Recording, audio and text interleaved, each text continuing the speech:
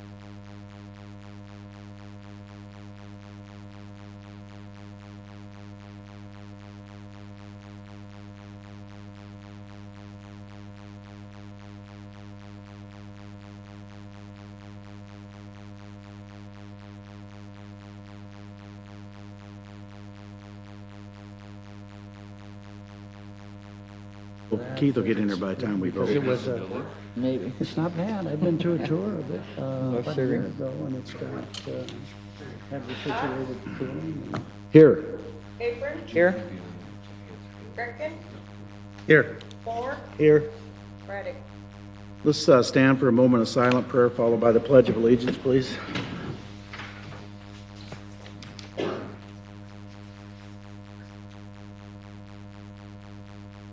Amen.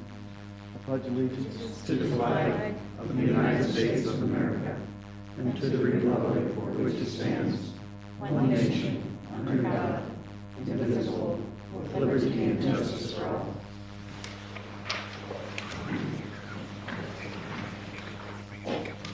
We have some interviews for the boards and commission. For the Environmental Advisory Board, Richard Wissing. Richard, are you here? Come on to the microphone and tell us a little bit about yourself and why you'd like to serve on that committee. Well, I hope I can do something for it. It's not for the power. Maybe spend less time with my family, but just joking about that. I've always had a concern about the city's environment. Excuse me, I got a terrible head cold. Speaking of environment, but hope to add something to it. on your questionnaire, you identified litter as an issue the board should address. Any ideas how? Because litter's been an issue the city has taken on a number of times in years past. Do you have anything that you think might work? I walk through Stone Park every day and pick up about 3 to 5 bags every day, just myself walking through there. I'm one of there's probably 5 to 10 other people who do that regularly. I don't know what you can do about the issue that doesn't environment, but I know something a lot of people, just common knowledge, they believe that our recycling just goes into the garbage. That's not true, but somehow they have that feeling that it's just thrown with garbage. That could be addressed to get more compliance. Thank you. How many members or openings, I mean? How many applications? We have 2. All right. Thank you for coming down. We appreciate it. All right, thank you. Thank you. Next is Museum Board of Trustees, Janet Flanagan.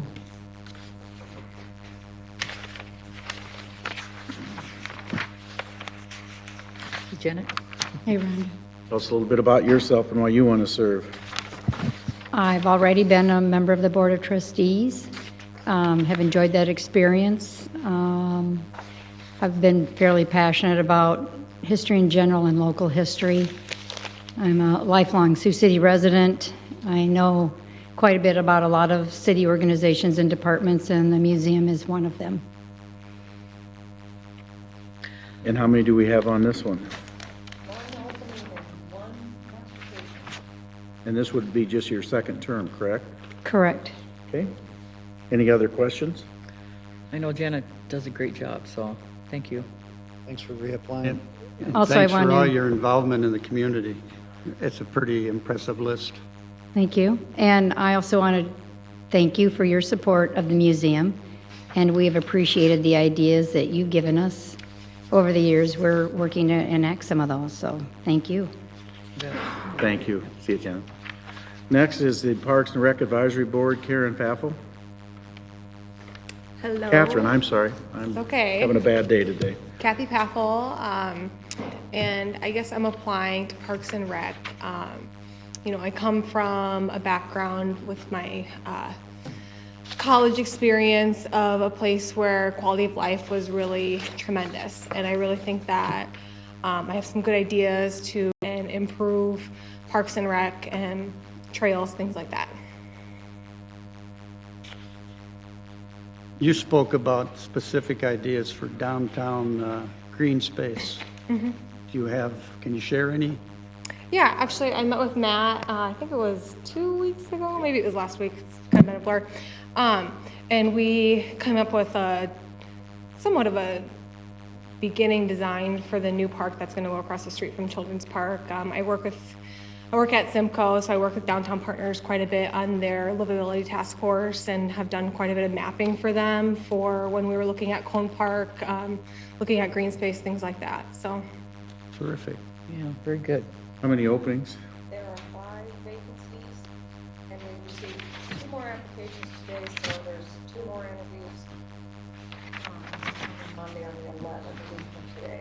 7 applications, 5 openings. and 5 openings, yes. Okay, Thanks for applying. thank you, appreciate it. Thank you. Is this, which one? We'll go forward with the consent agenda, which is items 3 through 9J. You can assume that these items pass unanimously unless a separate roll call vote is asked for by a council member. If you want to speak on one of these items, please come forward as I read them. State your name and address so it can be entered in for the record. If you want to speak on an item not on the agenda, please come up under citizen concerns at the end of the agenda. I'll move the consent agenda. Second. 3 is a resolution adopting the 2015 fourth quarter supplement to the municipal code covering ordinances through 2015-0967. 4 is a resolution temporarily closing a portion of Pierce and 6th Street on February 11th to allow students to attend the Symphony School concert at the Orpheum Theater. 5 are actions relating to grants. A is a resolution approving an IDOT Air Service Sustainment Grant to assist with marketing the Sioux Gateway Airport. B is a resolution accepting the grant agreement with HUD for 2015 for the Family Self-Sufficiency Program funding for 2 program coordinator positions. 6 are actions relating to agreements and contracts. A is a resolution approving the contract with Grundman Hicks for the Southbridge Regional Water Supply Treatment Facility Overflow Piping Extension Project. B is a resolution authorizing execution of the federal aid agreement for a surface transportation program project, Iowa DOT agreement in connection with the 225th and Port Neal Road intersection improvement project. 7 are actions authorizing the issuances of checks. A is a resolution authorizing final payment to engineered controls for the equipment upgrade project at the Sioux Gateway Airport and 4 downtown parking ramps. B is a resolution authorizing final payment to Sioux contractors for Hangar 675 roof replacement project at the Sioux Gateway Airport. C is a resolution authorizing final payment to Sioux contractors to Convention Center ceiling lighting and AV replacement project. 8 are applications for beer and liquor license. See the list. If you have any questions, please come forward. Yes. I just want to have maybe Nicole clarify what a special Class C liquor license is, and then also a B wine permit, because I know I had people asking, and I didn't even know, so I think that this might be a new law that maybe the state passed.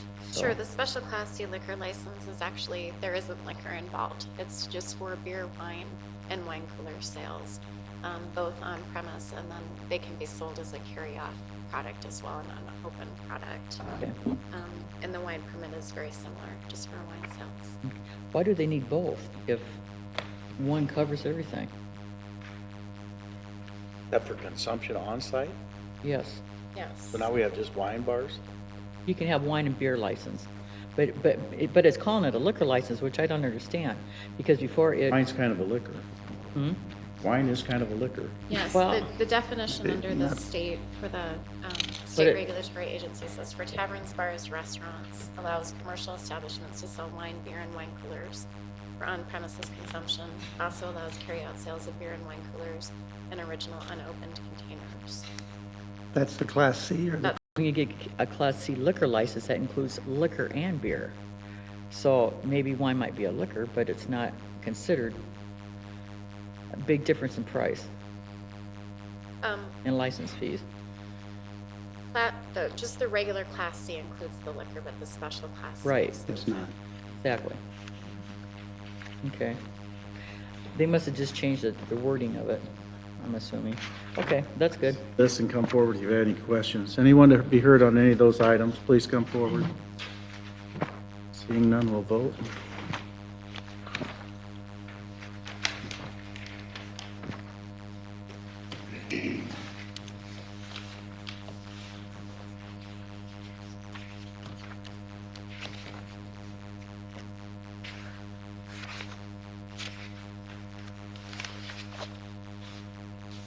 Passes 5-0. 10 is hearing resolution approving plans, specifications, form of contract, and estimated cost for the Cone Park site preparation project. I'll move that. Second?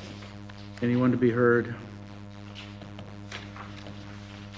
This is consistent with what we've talked about previously, isn't it? Matt? Matt Salvatore, Parks and Recreation Director. Yeah, this is just for the tree removal, mostly the tree removal on site, which is scheduled to be complete by March 31st.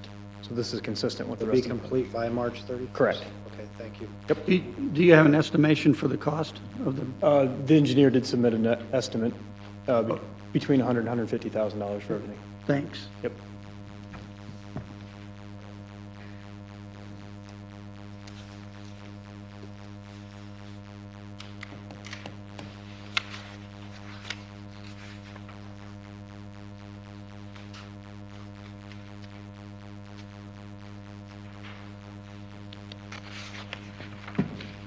Passes 5-0. 11's a hearing resolution approving a proposal to sell property and authorizing a city deed the portion, part of the vacated South College abutting 2401 Vine Avenue. I'll move that. Second.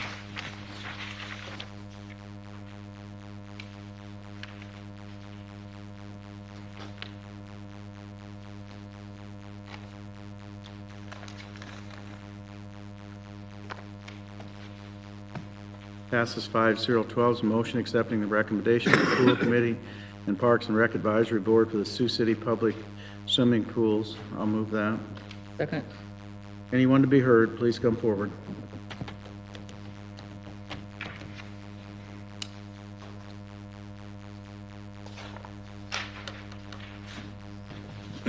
Lady and gentlemen of the council, my name is William Burrows.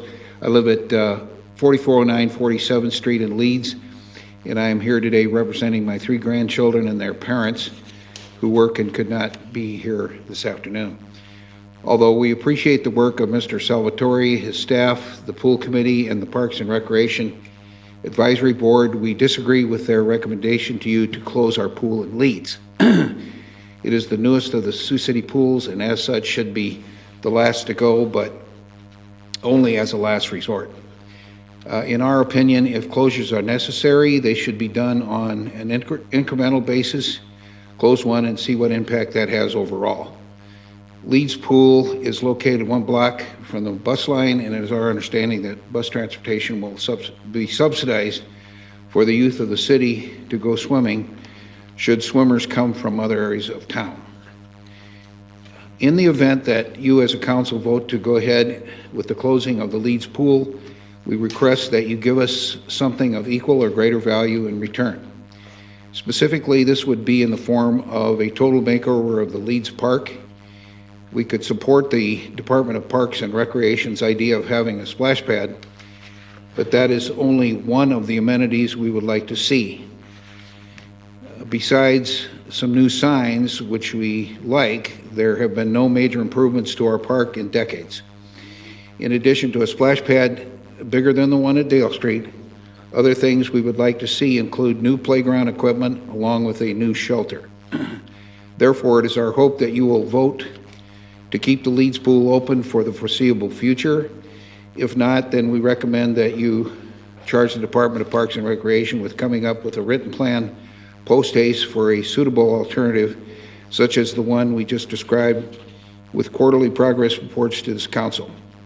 If there is not a sense of urgency for this project, our fear is that at the beginning of the summer 17, we will have no pool and a lesser park than is desired.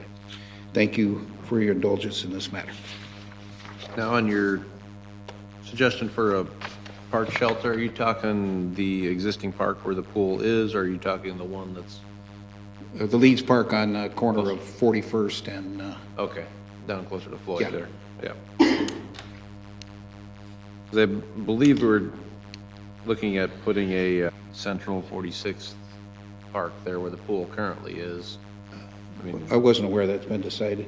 Yeah, Matt Salvatore, Parks and Recreation Director. We wanted to do some public input with the Leeds neighborhood and see where exactly the desire was to have the splash pad. We were going to look at Leeds Park where it's the current pool location. So we wanted to reach out to the neighborhood a little bit more and find out what their desires were. And forgive me, I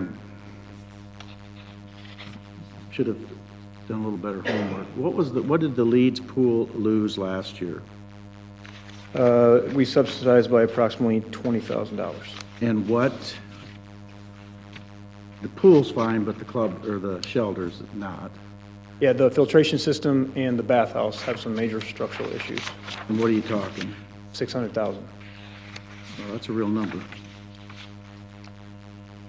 And you're going to close it in 2017. After the 2016 season. Well, let me just say, I want to support this plan, and I don't want to be parochial, because when the pool issue came up the last time, I was told I wasn't from Leeds, and so I've taken that to heart. But I drive that neighborhood, and for a community club involvement, there probably isn't one as good as Leeds. I'm going to give them credit for that. They meet, they do parades. Dan, you know, they do a great parade out there. You've ridden it. Wonderful parade. Dan's a parade guy. And I drive around other areas, and I think we should. I'm not being critical. DuPont, for instance, at 33rd or so in there, that you put new playground equipment in, I think it looks really nice. In a neighborhood that doesn't have anywhere near the kids that this neighborhood has. And it bothers me a little bit. I am going to be parochial. It bothers me that I drive by that park at least once a week, and knowing that we haven't really spent any money there for the last 15 years is bothersome to me. And I think you can tell the neighborhood a lot about that you really do care for them, even if they're not getting what they want, by showing them you care in other ways. And I don't think we've done that there, and I'm not trying to be critical of you, you're new on the job, but I think you do need to really look at that park. It does get used, and it is equipment that probably is past its useful life. And we talk about quality of life. Neighborhood parks still have an important part, and you don't have the vandalism in that park that you experience in a lot of other parks. The neighborhood does look out for it. So I guess I'm going to really be hopeful that somehow we can find some funding to do. I don't know that you necessarily have to build a new shelter, but certainly that one needs some tender, loving care and some upgrades in it. There's no question. And It might bring up the point of maybe we should put a splash pad at the current Leeds Park, because the proximity to play equipment at the new elementary, maybe it would make sense to have play equipment where the pool is and splash pad where the park is. Right, that, and I had thought guess, about yeah, that too. that's- you gotta I wanted have your the, meeting I with wanted the the neighborhood to react to that, but that was an idea that I had came up with too. Maybe the pool area becomes more of a park and the Leeds Park becomes more of the splash pad area. Especially because the ground where the pool is a little hillier and would maybe be more conducive to play equipment, where the flat ground would be better for a. yeah, I don't know. I'm just saying that we've not, in that particular neighborhood, Well, $20,000 worth of play equipment. we spent a lot of money in Riverside Park, and I realize it serves the whole community, but we spent a lot of money in that particular park. We obviously have spent a lot of money in conjunction with Sertoma Club Park. I realize a lot of it's donated, but we do spend a lot of money on maintenance and those sort of things out there as well. And I just think it's time we look at that particular neighborhood. We talk about, you know, building up these core neighborhoods like Riverside and the West Side and Leeds and Peters Park. And we need to show that a few $1,000s worth of playground equipment goes a long ways to making those neighborhoods feel like they're connected. Mayor, you and your ideas that you addressed, you and Keith both, were issues that we talked about in public meetings, and Bill was present for at least one, if not two of them. And I think Matt has been an advocate for working with the Leeds community in the best interest of those who live in the community. And that whole issue of moving the splash pad to, I don't know what the address of the park is, 41st and Central or 41st and Floyd Boulevard.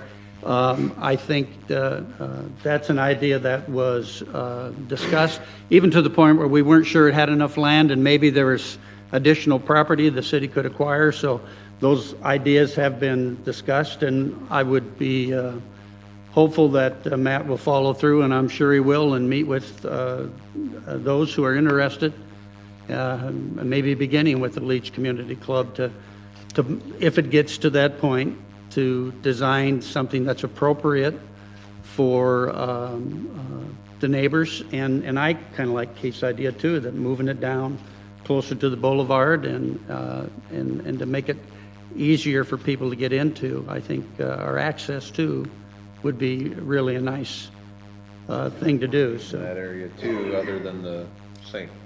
Michael's lot or whatever? Yeah, that's one thing Yes. we'll have to consider is how we're going to get people to park there. But it's a great location right off Floyd, very visible, Yeah. accessible. Yeah, and that was what Bill brought up originally, and I think it's really a good idea, so. It has been discussed.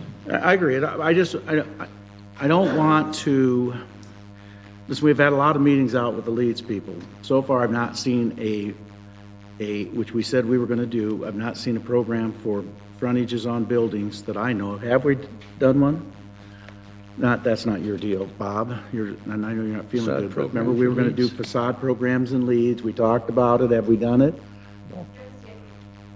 Did we what? There's the CIP project. CIP. Okay, but that's what I'm saying. We go out and we say we're going to do these sort of things, and sometimes we're not, because of funding, we don't always follow up. I just want to make sure when we ask people to go, because that group in particular met in flocks out there. When it came to those type of issues, they had probably the largest turnout of anybody. You know, we disconnected their trails out there with no plan ever to hook them back up. You've brought that plan back, but there's a reason that people feel disassociated with the community is when they see the amenities taken away without something going back in. I personally would not do a splash pad. I personally would build an aquatic center on the north side of Irving Jensen Bridge that would serve the north side and would serve the Leeds area, but if a splash pad's a short-term solution to a long-term problem, I guess we can look at that. But I believe 15 years ago, Bill, if you remember, we should have built a swimming pool there, but I was shot down by the Leeds people, and I think today they would think differently now that they've seen the success of the Riverside pool. If we'd have put our decision off a year, maybe they would have seen the success out there and agreed that that's probably what we should have done. But 15 years later, it is what it is, and we've got to move forward, so.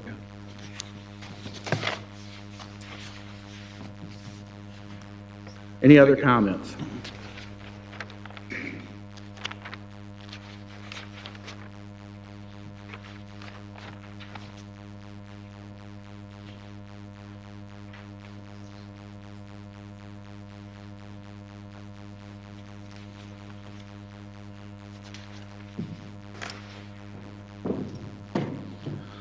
Yes, I'm Bill Walding. I live at 1503 Hilldale Avenue. And I take care of my aunt. She's 88 years old. She lives at 10th and Lewis Boulevard.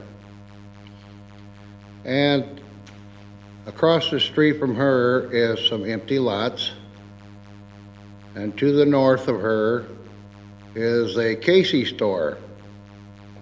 Well, they've been piling snow on those empty lots, and you can't even see the store anymore. The snow is at least 14, 15 foot high, and it's in a residential area, and you can't even see the store anymore, and you can't even see the lights or any traffic coming down the highway. Well, in the springtime, all that trash blows over to her house. And this has been the second or third year they did that. And she has to hire someone to clean. It's just a little ridiculous. I mean, it's only 50 foot from her house. So I thought they had a designated area for snow. It's just out of hand. I'm not sure it is. I know that's not what we're talking about, but let me answer your question, I think, and then we'll get somebody to check it out for you. I know what you're talking Okay. about because I saw it pushing it with a big bucket the other day, but I think that's actually is zone commercial now, and I think they're probably within their rights. Where's the address? It's The south of Casey's, across from Dam Auto, 1,000 block in North Lewis. and I think it is zoned commercial now, because I think Craig Tufty bought all that land. And I don't know where the snow's coming from. I couldn't figure that one out because it was already dumped and they were just pushing it up. But it is a large snow pile. And Bob, would you see if it is zoned correctly? Can you give us your phone number? Or Yes, I let's see, could. you can give it to Mike. Can you get it? Oh, Jeff will get it. Jeff will get it, your phone number and get back to you on it for you. Yeah. Okay? Yeah, You said the 1,000 block? Yeah, it's it's 10th and it's right across from Dam Auto Sales. There's a huge pile of snow there. And there was a big loader, rubber tired loader, just loading it up. And I don't know if it's Craig taking it off his lots or if it's Hebert or somebody rented the lot. But it's gonna be a lot of water melting there in the spring, I can tell you that.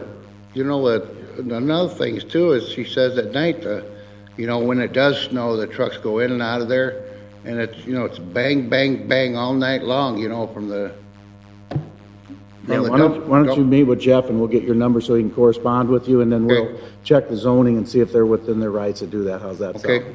All right, Okay, thank you. Thank you. Anyone else be heard on pools today? One thing I did want to bring up that, sorry, I'll turn my microphone back. I'd like to see, you know, the opportunity to open up a fund within our Parks and Rec nonprofit to look at pool replacement in either Leif Erikson or a north side pool replacement. You know, I think if you can get some community support to fund that in the future, then it could help with maybe a potential grant from the state. You know, we're talking maybe $3 to $4 million just to build a basic pool in that area. But if you have your 501(c)(3) set up, you could potentially get a design in-kind donation. We don't know what we could get. So I think if we had something like that out there and available and the public knowing about it, we could definitely gauge some support for that area. Right, starting a campaign through our foundation could be something we'd want to look into. We still, you know, as part of the plan was we want to pursue an opportunity for a future aquatic center on the north side sometime, but we really got to focus on the Morningside location first, and then we could pursue that one down the road. But we want to keep that on our radar. So Matt, let me ask you this, just so I can completely understand what the council's being asked to do. If we accept the recommendations of the pool committee and Parks and Rec, how will that, I mean, so what does that do as far as with our budget hearing coming up at the end of January, and how does that tie in with what we're For the upcoming budget? Because all the pools will be open for 2016. Correct. Well, all 5 pools will be open in 2016 in Business preparation. as usual. Have you done anything with the fees, or Everything would be the same. everything would be the same? Right. For 2016. So how will this recommendation then tie in with what we're going to be asked to do at budget? Right, yeah, and the RCI pointed out some things we would have to take a look at. Based on savings from closing 2 pools, we would just do minimal maintenance at the 2 that were closing, Leeds and Cook. So we'd have an extra $211,000 in our CAP that would help fund a splash pad. But we'd also need to look at funding the other splash pad, which we'd be looking at another $200,000. You got about an estimated demo costs. And then we would need to have a little bit money set aside for preliminary design of 2 splash pads in the future aquatic center. So there would be some budget impacts. Plus, there'd be the expenditures for maintaining the pools during the 2016. Right, but that's already included in our budget numbers for the upcoming year. So we're probably looking at about 300,000 total. 304. Be for an additional splash pad, estimated demo costs, and some preliminary design work. But that would come in 2017. We'd have to plan in FY 17 for the following year. So then if it's the consensus of the council, you could be working on a plan, for example, like Leeds Park that was brought up, Right. and the other park. Some of the equipment things wouldn't be a part of this. We'd have to find some resources for that, but we definitely want to put together a plan with the Leeds neighborhoods. But you already have that in the budget, don't you? We have some CIP projects identified, but not specifically for Leeds Park. just in parks, just parks in general? Park improvements, yeah. Okay.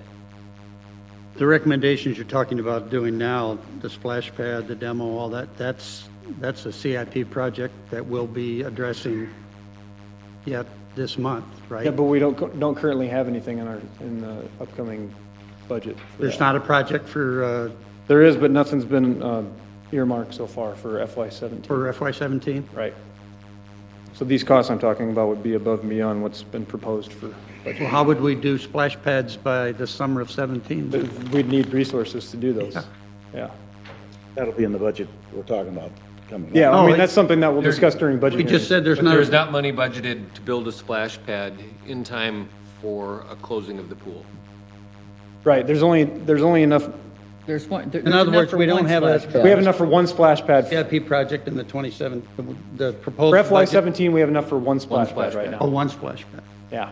And nothing, we don't have anything set aside for demo, we don't have anything set aside for the second splash pad, and some preliminary design work, nothing's set aside for that. We do have a small cash balance for that, but we'll need to talk about that when we get into our budget hearings. Matt, have you identified where that splash pad would be? The one that is budgeted? Or will, We'd probably be looking at Cook, since we're gonna have some more discussions with Leeds as far as where they want. Well, it'd be nice if you do Leeds first. I mean, Cook has basketball courts, tennis courts. Right, yeah. They have a little better. Leeds has none of that. We're gonna meet with both neighborhoods and see, and once we have a plan in place.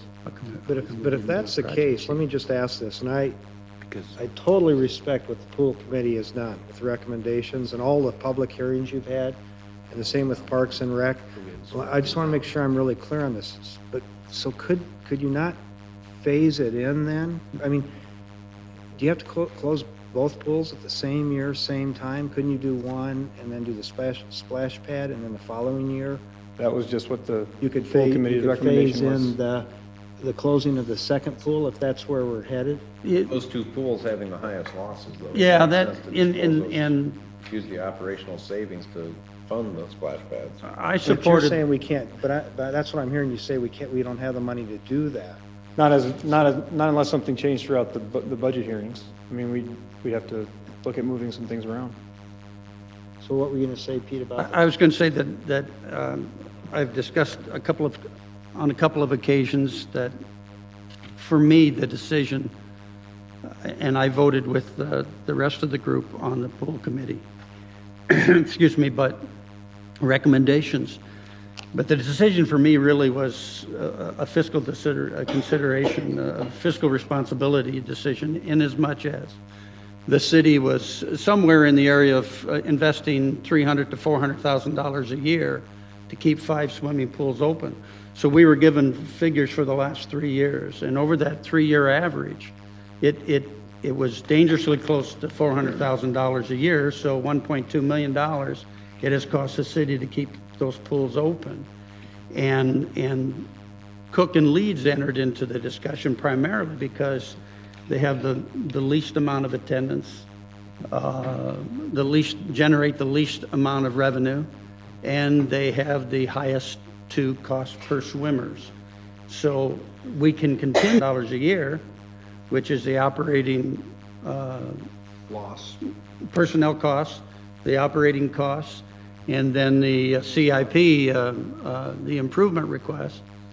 But it seemed to me that it would be much better, the money could be best used by making that decision to move forward with splash pads. I'm not sure that the city can afford 5 swimming pools to lose $300,000 to $400,000 a year. The attendance is a really big issue. It was identified 1.3% of the city's population actually is all that attends the swimming pools. Now, if that were a lot higher and we were generating more revenue, it would be easier, I suspect, to justify having 5 swimming pools. But in part, for me, it was the fiscal consideration. It seems that we could take the money that we're losing on an annual basis, build a couple of splash pads, provide quality of life opportunity for those neighborhoods, and at the same time work on a new aquatic center that that would be hopefully a destination for people to come to, not only within our community, but from outside the metropolitan area. But so it's really, I mean, we can continue if we want to lose 300 or 400 grand a year. Well, Pete, but yeah, what you're saying though, I agree with you, and that's attractive, but it doesn't sound like we could have the splash pads at the time to replace the pool that's being closed. Well, I guess it was my hope that we had a project. I didn't realize wanna we didn't make have sure a we have project this- in place. Yeah, I'd want to make sure we have. We have the a project, splash but it pads. wasn't It wasn't earmarked- funded. It wasn't earmarked for FY '17.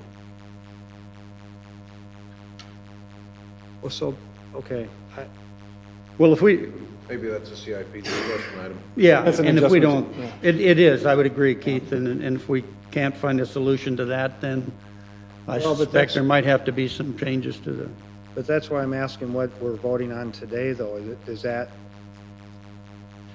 I mean, I guess I would want to know that we're going to have the splash pads available to put in. I don't want to be a stickler on this, really, because you guys have worked hard on this, but I mean, it seems like if you take the pool away, you want to have the splash pads, just what you outlined. I'm 100% on board with what you just outlined, but it doesn't sound like, Matt, what would happen if Not in we the postponed the budget. decision until completion of the CIP? So that we know what's in the CIP? Yeah, Really, because the pools are gonna be open during 16. it wouldn't really impact anything. It doesn't really impact, so you don't necessarily have to make a decision today. and these are all just recommendations And anyway. they're just We're not- recommendations anyways. We're not Yeah, we're tied. just presenting what was recommended by the Yeah, pool I mean, committee if- and the park board. Mayor, if you're okay with that, I mean, I would like to do that just to know what we're going to have in the budget process. And- Well, and that how only that's makes gonna sense, I have to agree with And how that. that's going to impact what we're deciding today, even if they're based on recommendations. Because I want to make sure we're clear on our message to everyone, the entire community. And still not clear to me, with all due respect. I'm a little bit slow to understand some of this. I don't think it was ever the pool committee's intent to leave anybody without some water amenities at any time. You know, we had hoped to have them in place by the time, but if we can't do I mean, that, you might then, have summers though where an area is not served. I mean, that's just, it's kind of like when you have road construction. You don't get to drive on that road while it's being built. And No, and as we put together the CIP, we certainly can't front-load everything into 1 year, and so to make it work for everyone, it might take some more time. And it would take even longer if you. If you continue kept to- pools open and Exactly. had to subsidize them. yes. I guess I'd like to sort that out. But I don't think it's unreasonable to know the full picture before you make this decision. I agree. Yeah, I agree, I'm good with that. Sort of withdrawing my motion then? Is that what you're asking us to do? Can we table it to a certain? But we date? haven't, No, just withdraw. Just bring it back? Yeah. I guess that's what I'm asking then. Yeah. well, it doesn't really hold us to anything, right? If we pass the pool committee's No. recommendations? No, huh? It doesn't, no. I mean, we're not committed to doing Citizens- anything. I think it does tell the citizens the directions you're moving. I'm not sure that's a terribly bad deal, but I guess that's. it's up to you guys, whatever you want to do. I'd like to have the rest of the story Okay. laid out. Okay? Then it'll be ongoing throughout the budget process, I guess. Let me though, first of all, say this. This is a very touchy subject. It's like a bank in a small town, a school in a small town. And I want to congratulate you guys because you received very, very few calls, so obviously you took the public input very seriously. And, you know, because they're emotional, and they should be, and you need to be congratulated for that. And I think by and large, the council is probably going to accept your recommendations. I might have done the placement of pools in a different order, but that doesn't matter. The end result's probably going to be the same someday down the road. So thank you, Rhonda and Pete, for serving on the committee, because these are not easy committees to serve on. I can tell you that my hope is that like in particular in the Cook Park, because it's used by the Girls Inc. probably more than anyone else, that they would find a partner that they would partner with and take that pool over because we do have it relatively, a lot of it is up to date now. I know there's other work that's to be done, but I would hope they find a partner, and that becomes an amenity for their program. Maybe the boys club and the girls club could somehow jointly come together and run that pool themselves. I'm not going to give up hope, Matt. I know you would like to, but Dr. Gosman, I think, left the door open for continued discussions. We have 3 pools in this community for the vast majority of the year go unused, so those people that are concerned about lap swimming and for elderly swimming in the mornings and that, I think you can partner with the school districts, at least in the summertime. And I think that we could do it in those particular cases. The majority of the people are driving to the swimming pool. And I think if they have to drive from Morningside to West Side, it's not going to be as bad because they would have a pool that was set up to do what they want to do. So I've not given up hope that we somehow can't partner with them in that particular area. I think we can, and I think the public would finally believe we're serious about sharing some resources and thereby limiting both entities' losses on pools. So I would hope that if we can't get it done, I would hope we at least have some real honest discussions about what we may be able to do in that particular area. It would make a lot more sense for us to spend a few bucks and have that North High pool available for people than it would be to spend more money on Leaf, in my opinion. I don't have all the answers, but I know those pools, and I know you're going to say they have to shut them down for a while. So what? We shut down for 9 months. Wouldn't it be better to have 11 months of swimming for people than 3? So that's it. Citizen concerns. Anyone want to be Do you have heard? to move to delete that as a formality? Do we need to move to delete it? I'll move to delete. Second. Scott? Aye. Capron? Just to delete the issue off the agenda so that we can go on. Oh, okay, I thought we were saying goodbye. Aye. Aye. Aye, goodbye. Aye. Moore? Ready? All right. Thank you. Go ahead. Yeah, I got just a couple things. It's my understanding if a citizen of this city What is your name? has a concern, they can either But text we need your name and you. address.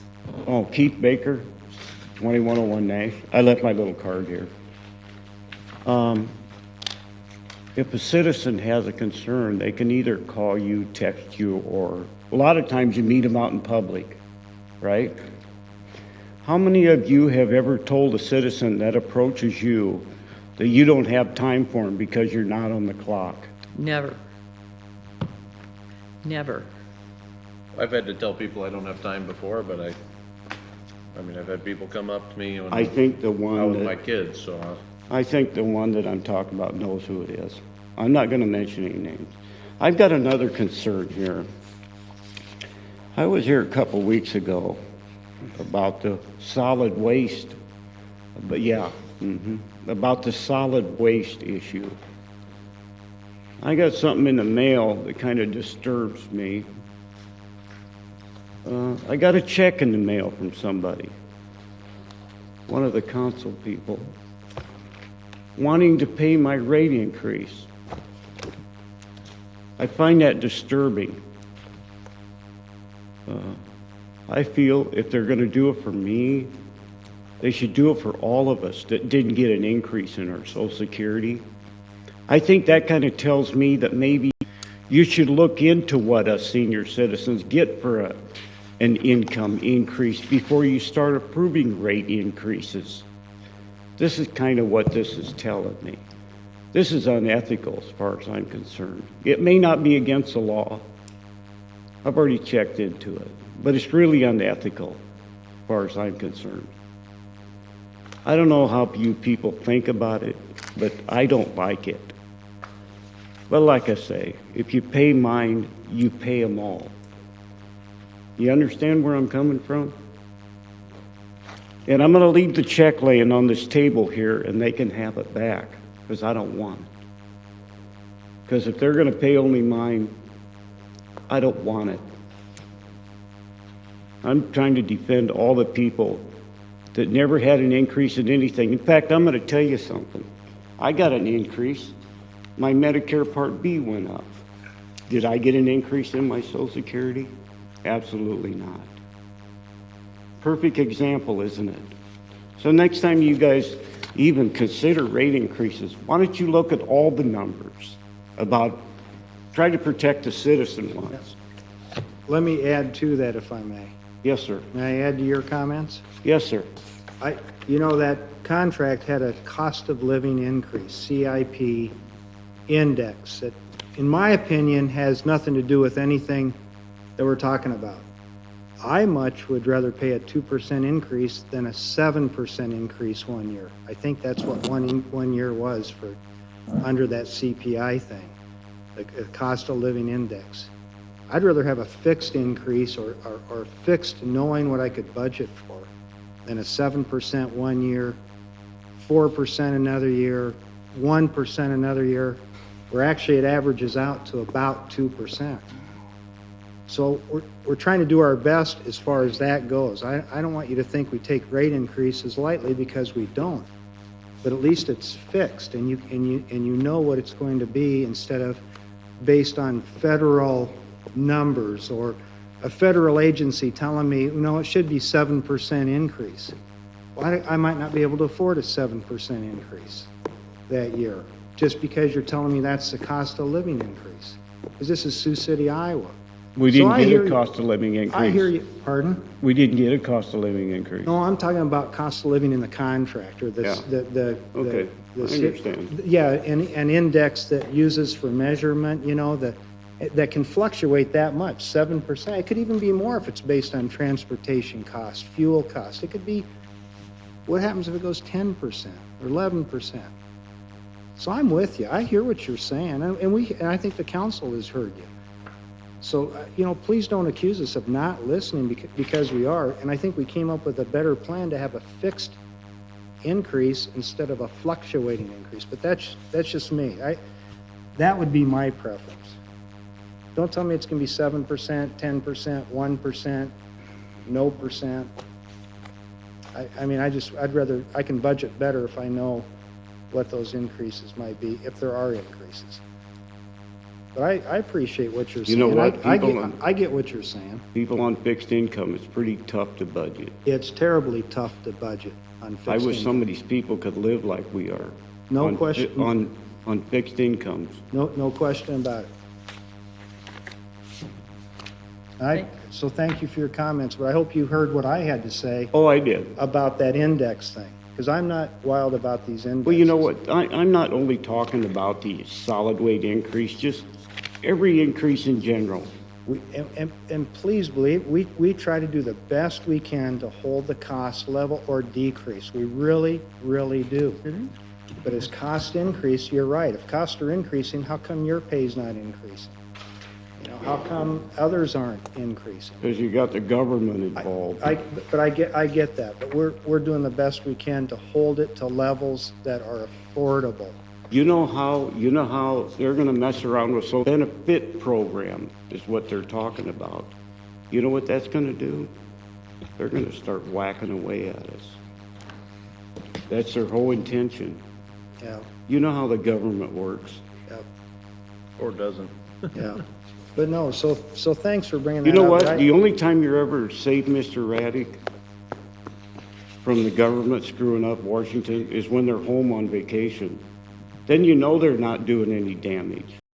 Whoever this belongs to, and he knows who it is, here it is. All right. Thank you. Have a good day. Anyone else be heard? You have a good day. Uh-oh. Are we in trouble? Fran Palmersheim, 4437 Springfield Street. With what the young Mr. Baker was just talking about, one of the situations that I think we've all seen with the infrastructure here in Sioux City is the fact that 20, 30, 40 years ago, we weren't doing anything about it. And now we're facing that reality that we have to make these repairs. Relative to the waste management, hauling, That contract, if I recall, is up in 2020, and wait and see what the jump may be at that time, you know? It may be altogether different. And I agree with what Mr. Moore said, you know, that 2% was pretty slim, but if he decides he wants to give 90-day notice or 6 months notice and bail, we'll see a 10, 15, 20% increase. But I think the city has done a great job, but I think maybe 30, 40 years ago, there could have been more planning so we wouldn't be facing these things that you people are facing today. And it's very difficult. And I'd like to commend you for having the patience to even do it. I'm on several committees and it's hard enough, but you guys are doing a great job and you are trying to keep it down.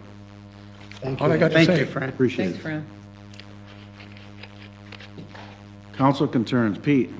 I wanted to share that tomorrow morning there's a work session for vagrancy in Sioux City. I think we all got notice of that. It's 9 to 12 at the Public Museum Conference Room. I went to the one 2 months ago and plan on attending in the morning. I'm not sure the direction they're headed. I know that Deb Burnite is facilitating the session, so hopefully some good ideas come from it. Secondly, I had a gentleman, speaking of being stopped in grocery stores, I had a gentleman stop me and ask about the ice in the parking lot at the convention center and whose responsibility it is to salt and sand. As you know, a lot of people use that parking lot for parking before they go to the theater.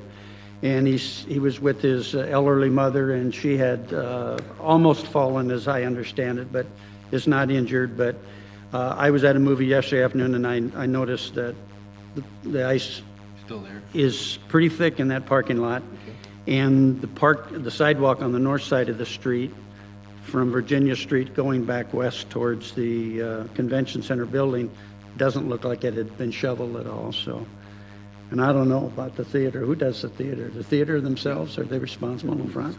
But that's not the best either. But anyway, I told him I'd share with that. And I wanted to ask, is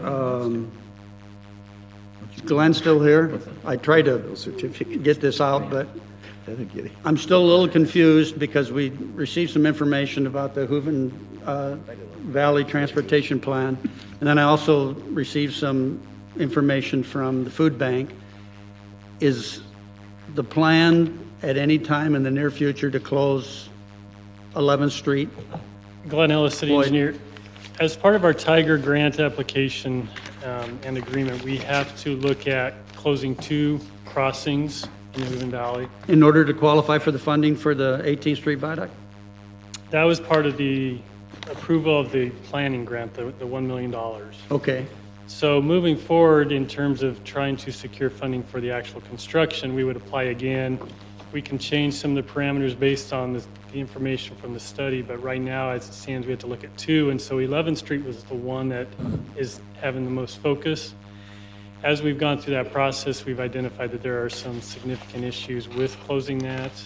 We've spoken with the food bank on a number of occasions verbally, and we've asked them to provide written comments so that we can at least have that hard copy information as it relates to that. But we have looked at options of what it would, if we did close that, how could we continue to provide access and operational ability to the food bank? And those are pretty significant impacts to the infrastructure out there and very costly.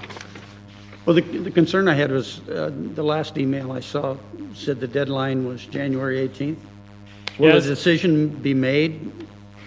No, this is just the transportation plan update to 20, 30 years in the future. I mean, at some point in the future when we make improvements in the Hooven Valley, that would be one of the locations. That's overall for the Hooven Valley, but you're saying 11th Street is really tied to the Tiger grant? It is. That Tiger grant also included an update to the transportation plan, so that's why it's all put together.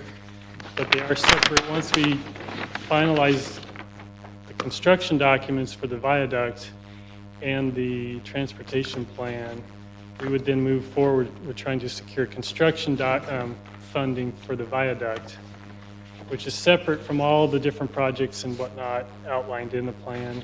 That plan, we just couch those together so we can have a product moving forward for future projects. How long can we hold on to that Tiger grant? Well, the planning funds are already secured, and so we are using those to finalize the transportation plan and to complete the final design. And we will use all the funds to do that. How much was it? $1 million. So then we would need to move forward with another application, secure funding, $17 million for the actual construction. So the project, the viaduct project itself won't move anywhere until we have the funds. So what's the timeline on the next application process? Well, JEO is our consultant currently, and it's under their contract to provide the application, and they're starting to work on that. It'll be later this spring in the summertime. Don't have an actual date yet. So the application probably won't be until after that period of time? And Right. And at that time, just like we did on the planning grant, we will have it all processed. We will present it to council and obtain approval to move forward with the application submittal. Okay. So you will see it again. Yeah, yeah. Thank you. I appreciate it. Anything else, Pete? So we won't be talking about that in Washington this year. Pete, anything else? No, thank you. I'm sorry. Rhonda? No.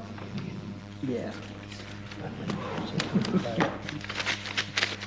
Mr. Moore? Just a couple of things, Mayor. First of all, let's see, we'll meet a week from today, the 11th, but we don't meet on the 18th, is that correct?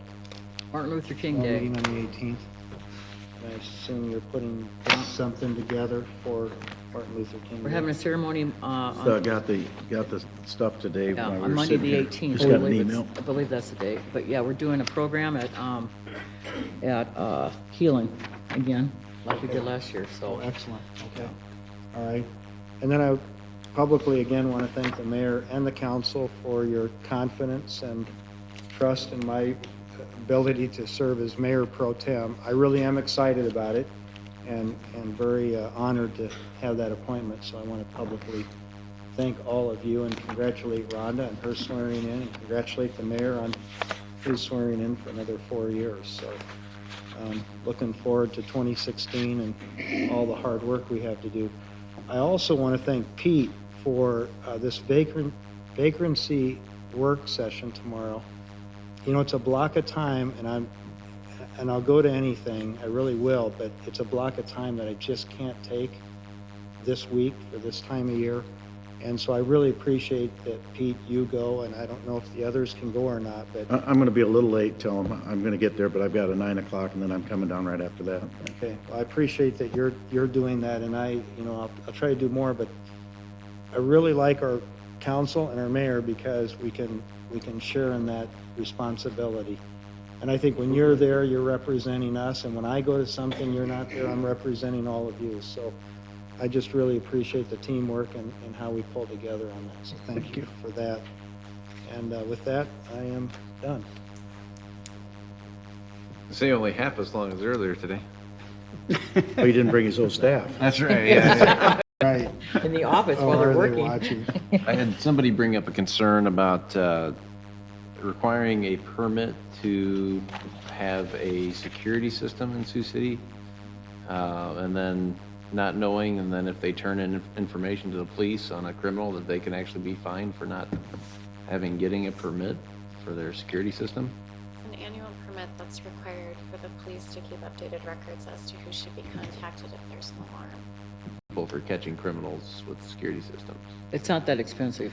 I think it's Yeah. $25 a year. It's $25 a year. I don't know. But do we find them because they didn't have one? Well, they didn't have a permit. I'm not aware that we've decided to look at it as a possibility. Well, it just seems backwards that we would go after people trying to help us catch criminals. Also, that permit, when I had my permit anyway, it also was an alarm system, and it went down to the police station, so you also got their help to help catch whoever. I don't think theirs goes to the police station, theirs just. Goes to a third party. That third party person should have told them, okay, if they had to have one, because I have one of my businesses. I believe most of the vendors are required to give paper, I think they're required to give the Yeah, residential they owners do, because paperwork. they made it clear I had to go get the permit. And then the police do keep the updated contact numbers for who should be contacted with their. And they do call you when there's an alarm going off. So no interest in getting rid of a permit for that, huh? The problem is if you don't have a permit and you got multiple buildings, you don't know which one's got, On the residential side. oh, I guess that you could have the chief give us a report of why he thinks it's necessary. Sorry, I missed that, Mayor. No, you can get it later. It'll take him a while to get it and see how many there are in that. Sounds good, that's all I have. Okay. I don't have anything. Happy New Year to everyone. I hope 16's a little better for some of us than 15 was, but it'll be good. I move we adjourn. Second. Good. Yes, yes. I think. How's Gary? I didn't get up there. Aye. I think it's got something to do Still in? Would you do me a favor and